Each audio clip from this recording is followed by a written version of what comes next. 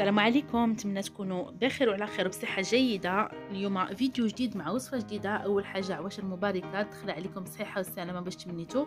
إن شاء الله اليوم غادي ندير معكم بريوات اللي كيجيو رائعين وبطريقة جديدة، كيكونوا بالكفتة والبطاطا مقلية.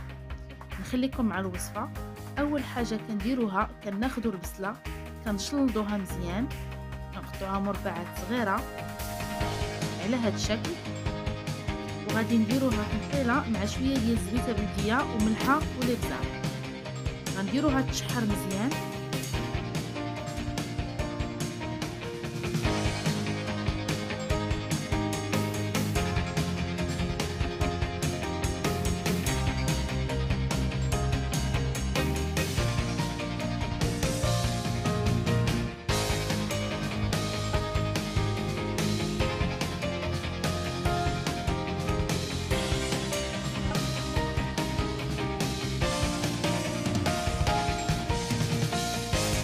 كما كتشوفوا هنايا من بعد ما بقات لي البصله ديالي تشحرات مزيان، غادي نضيف ليها الكفته على حسب الكونتيتي اللي غادي تبغيو. غادي نفرستها معاها مزيان وغادي نخليها تشحر. يمكن لكم تزيدوا الا بغيتوا خيزو محكوك ولا فلفله مقطعه طريفات صغار، على حسب نتوما شنو غادي تبغيو تضيفوا فيها. وضروري ملي كنزيدوا الكفته كنعاودوا نزيدوا شويه ديال الملح، الفلفله الحمراء، شويه ديال الابزار، التوابل اللي معروفين.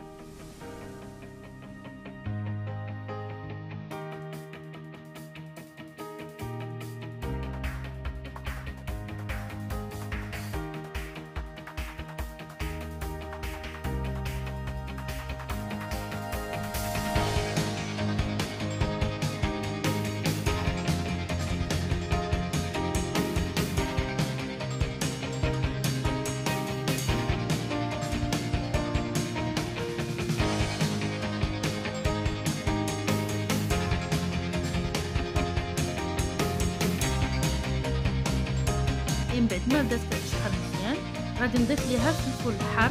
انا قطعت هنايا مزيودات صغار، غادي نضيفهم باش كنخليهم يهبطوا حتى هما شي شويه كيطيبوا صافي. وغادي نخلط الكل مزيان. من بعد كناخذ البطاطا كنقطعها على شكل فريد اولا مربعات وكنقليها. هانتوما كيف ما كتشوفوا انا هنايا غادي نضيف ليها دابا البطاطا، متقليوهاش بزاف، تقريبا نص قليه ولا شي شويه على ما كتاخذ واحد اللون ذهبي، شي شويه كتتحمر. ونخلطوا الكل مزيان. وهذا كيبقى اختياري، مي انا ضروري كنزيدو باش كيزيد يلذذ الجبن الاحمر مبشور. كنزيدو واحد الكونتيتي شويه صافي. وغادي نخلط الكل باش ندمج العناصر مع بعضياتهم. ومن بعد غادي نقوم باضافه الزيتون الاخضر اللي تيكون بالعظم، وكتقطعوه طريفات صغار هكا ولا كتخليوه على شكل دوائر وكتضيفوه صافي. كتكون الحشوه ديالي هنايا واجده.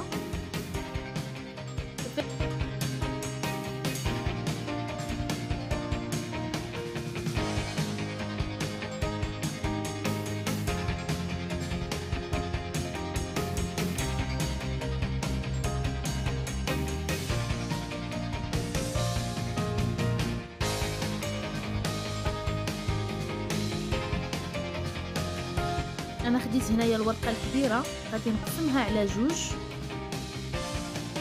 باش غادي نديرهم غيجيو شويه كبار. يعني الواحد ياخذ هكا يقدر يديرهم حتى للعشاء. بالنسبه للناس اللي ما كيبغيوش يغلطوا في العشاء كيبغيو شي حاجه خفيفه، غيدير واحد جويجات ولا ثلاثه ياكلهم. تقدروا تعطيهم لوليداتكم يديو معاهم المدرسه، لان في ما كنكونوش كنديو لهم هكا شويه لي ساندويتش المرقه كتنوعوا ليهم صافي. كندير الحشوه هكا الوسط وكنتنيه بهذا الشكل صافي. كنعمرهم مزيان وكنلوي البريوات ديالي عادي بحال اللي كنلويو البريوات بحال المعتاد.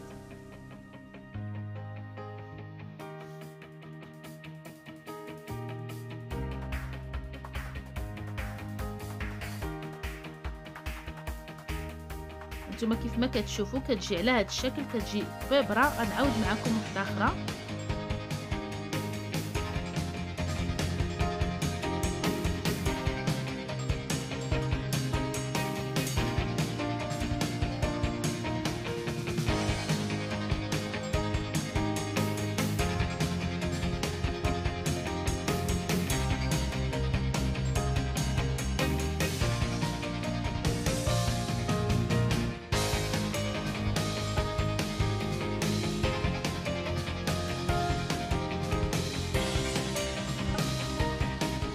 ها هو الشكل النهائي ديالهم. وصلنا لنهايه الفيديو، نتمنى الوصفه اليوم تكون نالت اعجابكم، وشكرا على المتابعه. انا هنايا كنديرهم كيتكونجيلاو شويه وكنديرهم في الكيكات باش ملي كنبغيهم كنجبدهم عاد كنقليهم ونغشيهم في الفرن. شكرا على المتابعه.